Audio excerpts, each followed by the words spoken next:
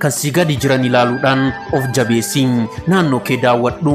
Bitaa fi mirga kee irratti namoonni rakkatan baay'een garaa namaa nyaatan sitti mul'atan. Mana hunda keessaa gadda guddaa fi boqoo hunda irratti imimmaantu jira. Rakkoon kan irra geessi qofaa miti.